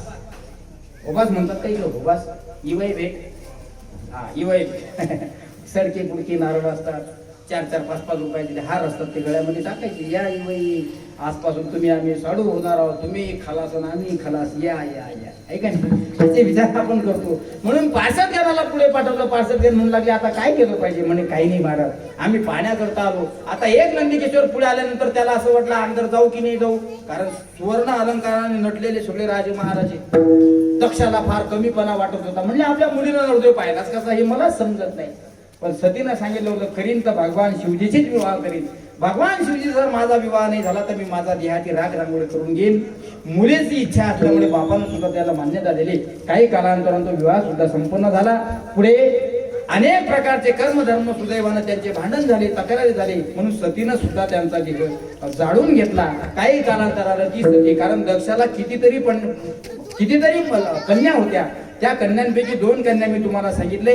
एक आहे देवी भागवतात आणि दुसरी आहे शिवपुराण कथेमध्ये. ऐका माझं. म्हणून भगवान शिवजी आणि पार्वती मातेचा काही कालांतरानं पुढे विवाह झाला आणि एवढी मोठी सृष्टी निर्माण झाली. ही फक्त कृपा जर कोणाची असेल तर ती जगदंबा मातेची. म्हणून धर्माची तू मूर्ती, पाप पुण्य तुझे हाती, मज सोडवी दातारा, कर्मापासून दुस्तरा, करीशी अंगीकार तरी काय माझा भार, जीवीच्या जीवना तुका म्हणे नारायणा. एकाने विचारलं दादा, म्हणजे गाव महाराज तुम्ही म्हणता ही कर्मही जाणते, पुण्यही जाणते, पापही जाणते, हे नेमकं काय आहे? हे कोडा आम्हाला कळालं नाही. मग तुकाराम महाराजांनी त्या सदग्रस्ताला समोर बोलावलं. म्हणले बाबा जीवीचं जीवन देणारी ही अशी आहे. माणूस जर 10 मिनिटं पाण्यामध्ये राहिला, किती मिनिटं? माणूस पुरुष म्हणा किंवा स्त्री म्हणा, 10-15 मिनिटं तुम्ही नाक दाबून पाण्यामध्ये राहू शकता का? लय 10 मिनिटं तुम्ही राहायचा, 5 मिनिटं राहायचा, 15-20 मिनिटं ठीक आहे. जर तुम्हाला गिनीज बुक ऑफ रेकॉर्ड मध्ये वर्ल्ड रेकॉर्ड करायचं असेल तर तुम्ही अर्धा तासही राहू शकता. पण नेहमी करता राहू शकत? नेहमी करता जर तुम्ही त्याच्यामध्ये राहिले तर मला असं वाटते की आपण फुग्यासारखे वर तरंगून येऊ, पण आपण पाण्यामध्ये राहू शकत नाही. तुकाराम महाराजांनी त्या साधकाला केला म्हणे जीवीच्या जीवनात तुका म्हणे नारायणा. जसं तुम्हाला जर जीवन जगण्याचं साधन जीवनामध्ये मिळून घ्यायचं असेल तर तुला कोणाचा तरी आदर्श घेतला पाहिजे. म्हणे कोणाचा आदर्श? हे बघ म्हणे तळ्यामध्ये मासोळ्या पडेल आहेत म्हणे. मासोळ्या कोण आहेत? मासोळ्या पाण्यामध्ये राहतात, त्यांचा परिवार सुद्धा पाण्यामध्ये राहते, मासोळ्याचे पिल्ल सुद्धा पाण्यामध्ये राहतात. उलट तुमच्या विरोधात त्यांचं जीवन आहे. तुला 5 मिनिटं पाणी सहन होत नाही, पाण्यातली मासोळी 5 सेकंद पाण्याच्या बाहेर निघली तर ते जिवंत राहत नाही. जीवीच्या जीवनात तुका म्हणे नारायणा. हे फार मोठं कोड आहे. तुकाराम महाराज म्हणतात असं का विचारता? महाराज म्हणतात हीच तर या जगदंबेची फार मोठी कृपा आहे. तुमचा श्वास कसा चालतो हे तुम्हाला कळत नाही. तुमचे काळे असणारे केस पांढरे कधी होतात हे तुम्हाला कळत नाही. तुमचे असणारे 32 पांढरे दात कधी ढिल्ले होतात हे तुम्हाला कळत नाही. तुमचे आज चांगला पिक्चर, चांगलं कीर्तन ऐकणारे पाहणारे डोळे, या डोळ्यावर कधी पडदा येतो हे तुम्हाला सुद्धा कळत नाही. अरे टोंगळे तुमचे कधी दुखतात हे तुम्हाला कळत नाही. आपल्यालाच मिळणे तर आपण विधीचं विधान काय जाणणार आहोत सज्जनांनो. आणि ही सत्य परिस्थिती आहे का? आपल्याला मिळत. तुम्ही तुमच्या केसांना सांगा हे केस मी लहानपणापासून तुला चांगलं तेल लावून सांभाळतो, जर पांढरा होशील तर विचार कर. केस म्हणले बाबा प्रत्यक्ष देवाचे नाही सोडले तर तू कुठं काढणार? एक दिवस लक्षात ठेवा, इथं प्रत्येकाचे काळे केस पांढरे होणार, प्रत्येक तरुण माणूस वृद्ध होणार. पण वृद्ध होणाऱ्याच्या अगोदर महाराज म्हणतात बाबा हा कष्टकरी कलियुग आहे आणि या कलियुगामध्ये जास्तीत जास्त पुण्याचं काम आपण करण्याचा प्रयत्न करा. का पुण्य करण्याचा प्रयत्न करा. माणसाला अधोगती मिळू नये म्हणून सद्गती मिळावी याकरता देवीची स्थापना आहे, सद्गती मिळावी याकरता गणपती बाप्पाची स्थापना आहे, सद्गती मिळावी याकरता कीर्तन आहे, सद्गती मिळावी याकरता कथा भागवत आहे. म्हणून तर आहे ना सज्जनांनो की बाबांनो कशा करता हे सगळं? प्रपंचाचा विचार सोडा. प्रपंचामध्ये किती पैसा, किती धन, किती सोनं चांदी आले म्हणून तुम्हाला सुख मिळत नाही. प्रपंचाचा तुम्ही कितीही विचार करा, तुमच्या पदरामध्ये फक्त एकच वस्तू पडेल, तिचं नाव आहे. एकाला मी विचारलं म्हणे महाराज तुम्ही काय कीर्तनामध्ये सांगत होते हो? कोण म्हणतो म्हणे कीर्तनामध्ये पुण्य मिळत नाही, कोण म्हणतो म्हणे संसारामध्ये सुख मिळत नाही. म्हटलं काय? आमच्या घरी येऊन पहा म्हणे किती सुख आहे. म्हटलं कसं काय हो? नवीन नवीन लग्न झालं होतं, 2-3 वर्ष झाले होते लग्न होऊन, 3 वर्ष. दोघंही पती पत्नी अत्यंत हसायचे. आणि आईनासे कर्मधर्म सुदैवानं माझं कीर्तन त्या गावात झालं होतं. आणि मी कीर्तनात सांगितलं, बाबा रे संसारात दुःखच आहे, सुख नाही. सुख जर पाहिजे असेल तर कीर्तन आहे का, देवदेव करा म्हणजे सुख भेटल, दुःख कमी होईल. ते म्हणले तुम्ही खोटे बोलले महाराज. म्हणे कसं काय, तुम्ही सांगितलं म्हणे कीर्तनात की प्रपंच दुःखाचा आहे, आमच्या घरी येऊन पहा म्हणे किती सुखाचा आहे. म्हटलं तसं काय, म्हणे आम्ही 24 घंटे 24 मिनिटं हसतच राहतो. अरे वा, दोघं नवरा बायको. अरे वा, म्हटलं भाग्यवान आहे तुम्ही, या जिल्ह्यामध्ये भाग्यवान आहे तुम्ही दोघं नवरा बायको, की तुमच्या घरामध्ये फक्त तुम्ही हसत राहता. आम्ही म्हटलं अरे वा, चांगली गोष्ट आहे, तुमच्या घरामध्ये सुख आहे. म्हटलं लिहणारे ग्रंथ सुद्धा खोटे असले पाहिजे. मग ग्रंथात लिहिलेलं आहे की सुख नाही, पण तुम्ही म्हणता आमचा प्रपंच फार सुखाचा आहे, तर असू शकते बा, या म्हणे चहा घ्यायला घरी. म्हटलं बर. मग चहा घ्यायला गेलो तर ते दोघं नवरा बायको खरंच हसत होते, खिकी खिकी खिकी खिकी खिकी. अरे वा. मी घराच्या दरवाजावर चप्पल काढली, घराचं गेट लावलेलं होतं, दरवाजा ठोकला, आतून जोरजोरानं आवाज होता, खिकी खिकी खिकी खिकी खिकी खिकी. मी म्हटलं अरे आपण कीर्तनात बहुतेक खोटं बोललेलो असलं पाहिजे, आपण नाही का कीर्तनात सांगितलं की संसार दुःखाचा आहे, हा तर खरंच सुखाचा आहे. दोघं नवरा बायको हसतात. ज्यावेळेस मी घराचा दरवाजा उघडला सागर बुवा, त्यावेळेस दोघं नवरा बायको एकमेकाले पोळपाट बेलनं फेकून मारत होते. काय, पोळपाट बेलनं फेकून मारत होते आणि हसत होते. त्यांना म्हटलं तुम्ही पोळपाट बेलनं फेकून मारता आणि हसता, याचं कारण मला समजलं नाही. म्हणजे महाराज तुम्ही अजून अडाणी आहे, तुम्ही 4-4 वर्षे शिकले पण अजून अज्ञानी आहे. म्हटलं खरंच अज्ञानी आहे, सांग. म्हणे तुम्हाला सांगतो पा, आम्ही काय सांगितलं, 24 घंटे 24 मिनिटं आम्ही हसत राहायचो. मी पोळपाट बायकोले फेकून मारतो म्हणे, आणि पोळपाट फेकून मारला की बायको पोळपाट भुकवते म्हणे.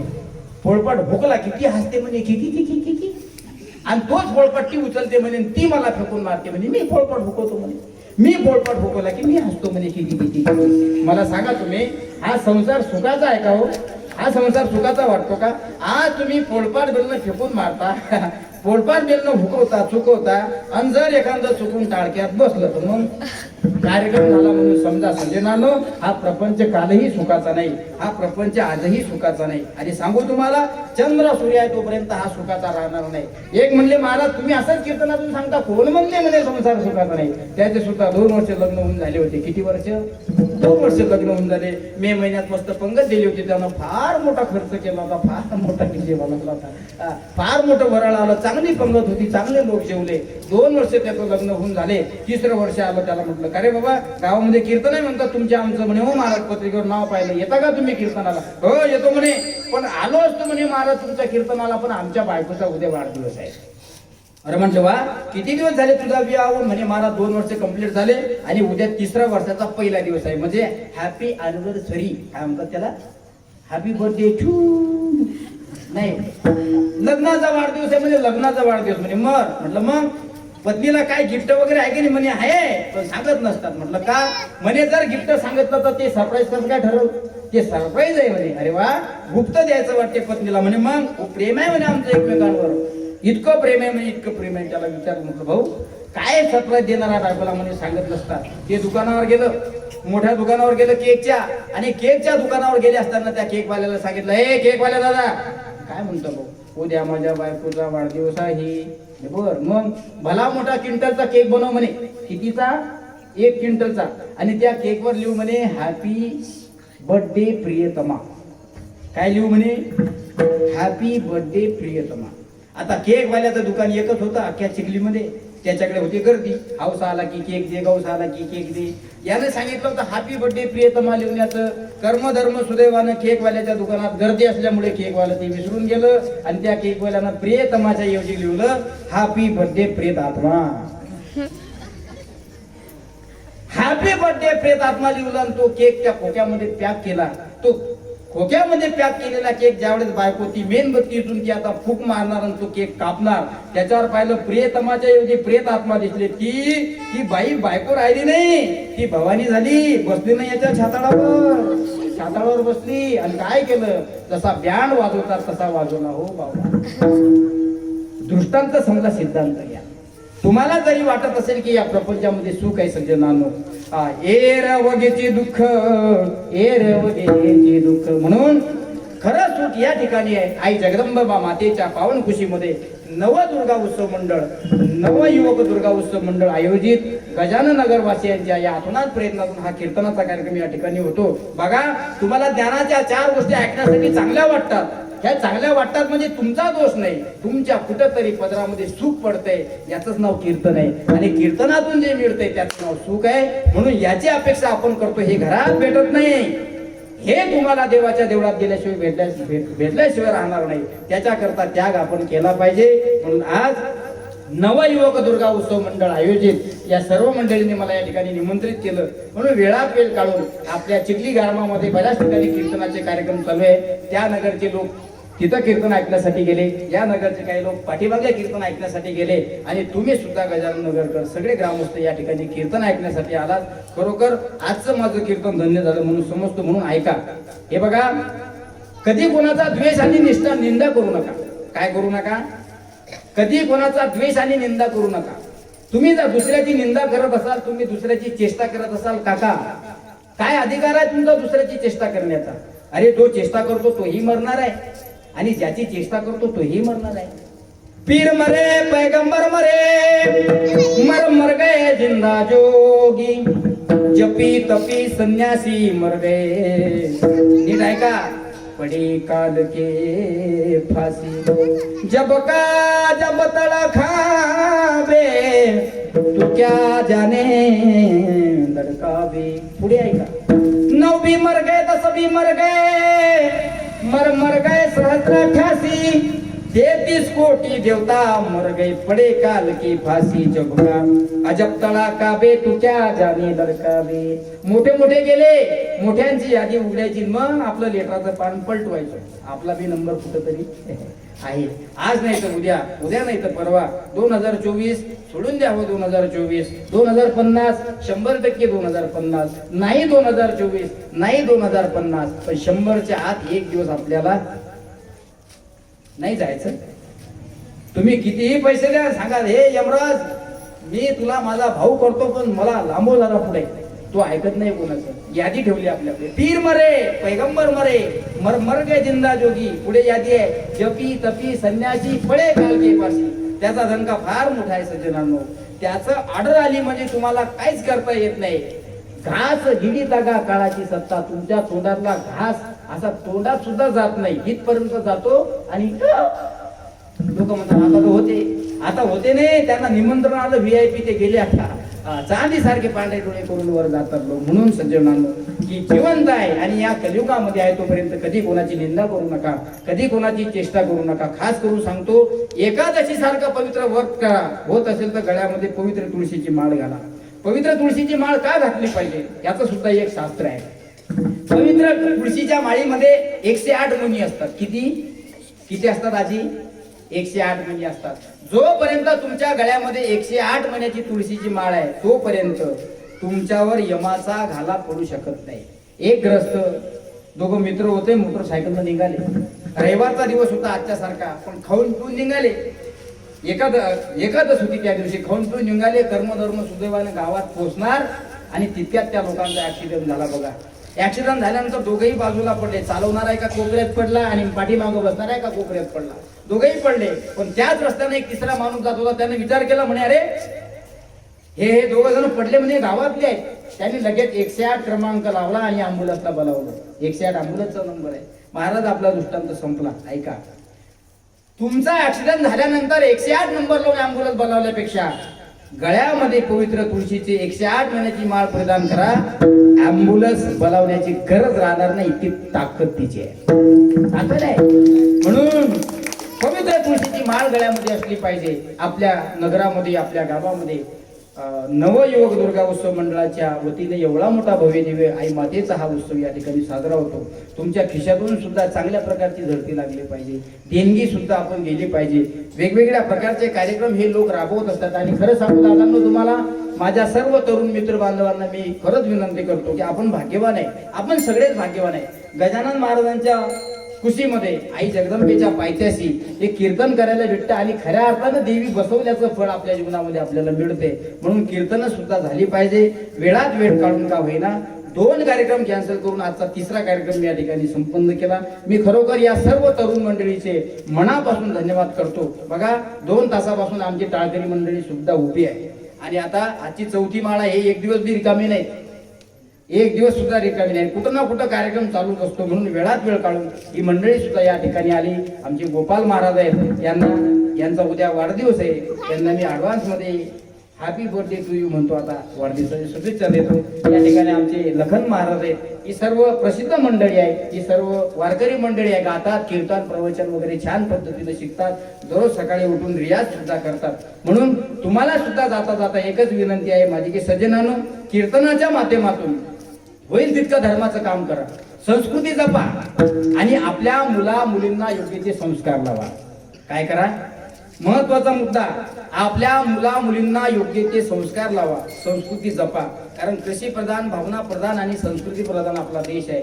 बघा तुम्ही, हे छोटी छोटी मुलं आहेत. आता या ठिकाणी बसलेल्या माता वर्ग, पुरुष वर्ग यांना असं वाटते आमचा सुद्धा मुलगा या ठिकाणी टाळ वाजवणार असला पाहिजे, का नाही वाटत? तुम्हाला सुद्धा असं वाटतं की आमचा सुद्धा मुलगा वाजवणारा असला पाहिजे, आमचा सुद्धा मुलगा हा गाणारा असला पाहिजे. पण नशीब फुटकं असतं आपलं, तो वाजवणारा नाही, तो गाणारा नाही, तो असतो पिणारा. त्याच्यामुळे अशी संतान पोटी नाही आले तर झाली. जननी जने तो जने या दाता या शूर, नाही तो जननी वाज भली क्या कहेगा पूर. जर पोटी रत्न आला तर मला असं वाटते तो तुकोबा सारखा आला पाहिजे. जर पोटी बाळ रूपी रत्न जन्माला आला तर तो माऊली ज्ञानोबा सारखा असला पाहिजे. जर पोटी बाळ जन्माला आलं तर मला असं वाटते आदिशक्ती मुक्ताबाई सारखी कन्या आली पाहिजे. की आज आदिशक्ती मुक्ताबाईचं नाव घेतल्यानंतर ब्रह्मांडामध्ये प्रत्येकाची छाती फुगली होते. याचा अर्थ असा आहे, 10 वर्षाची होती माझी मुक्ताबाई, पण 1400 वर्षाचा चांगदेव त्याला गुरु करण्याची ताकद मुक्ताबाई मध्ये होती. अशी एक तरी कन्या आपल्या पुढे आली पाहिजे. झालं माझं कीर्तन. फक्त संस्कार आणि संस्कृती जपा.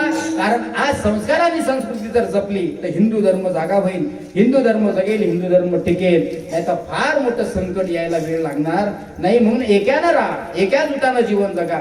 धार्मिक कीर्तन प्रवचन होत असतील त्याच्यामध्ये सिंहाचा वाटा तुमचा असला पाहिजे. कीर्तन प्रवचन होत असतील तर तुम्ही सुद्धा वेळात वेळ काढून कीर्तन प्रवचन करण्याकरता आलं पाहिजे. म्हणून आता कीर्तनाच्या माध्यमातून कितीही तुम्हाला सांगितलं तरी मला असं वाटतं हे कमीच आहे. म्हणून ज्या संत महात्म्यांनी आपल्याला मेहनत करून हा उपदेश केला, त्या संत महात्म्यांचं मोठ्या प्रेमाने एकदा आपण भजन करू. ज्ञानेश्वर माऊली, ज्ञानराज माऊली, माऊली ज्ञानेश्वर माऊली, माऊली ज्ञानेश्वर माऊली, ज्ञानराज माऊली, माऊली ज्ञानेश्वर माऊली, ज्ञानराज माऊली. कर्माची तू मूर्ती, पाप पुण्य तुझे हाती, मज सोडवी दातारा कर्मापासून दुस्तरा करीशी अंगीकार. तरी काय माझा भार, जीवीच्या जीवना तुका म्हणे नारायणा. संकल्पित वेळेमध्ये 2-4 चरणाचा भाव तुमच्या समोर मांडण्याचा प्रयत्न केला. खरं सांगू, मी गजानन महाराज संस्थानचा माझी विद्यार्थी आहे. त्याच्यामुळे आम्हाला 2 तास बोलल्याशिवाय करमत नाही, सवय आहे दरवर्षी. झाला आता ते विठोबा रखमाईच्या वेळेस पाहिजे असते. म्हणजे कसं झालं, ते आमच्या लग्नात आम्ही नाचायचं. असू द्या, आपले भोळे आहेत सर्व कार्यकर्ते मंडळी, काही लोकांना कळत नाही. तुम्हाला तरी तो हार दिसला तरी भक्कम झाला, आणि प्रत्यक्ष आई जगदंबेचा हार तुम्ही घेतला होता तो दिसला तरी भक्कम झाला. काही लोक 10-10 हजाराचा हार असतो, नुसतं असा घेतात आणि लगेच काढून टाकतात. एकाला विचारलं, का हो महाराज 10,000 रुपयाचा हार आणला तुमच्यासाठी, चांदीचे फुलं आहेत म्हणे त्याच्यामध्ये. चांदीचे फुलं का काढला म्हणे, कपडे खराब होतात. तुमच्या 500 रुपयाच्या शर्टासाठी जर 10 हजाराचा हार खराब होत असेल तर कशाला घालताय तुम्ही ते शर्ट? कोण सांगितलं? ही लोक प्रेमानं तुम्हाला पुष्पमाला समर्पण करतात, तुमचा आदर करतायत.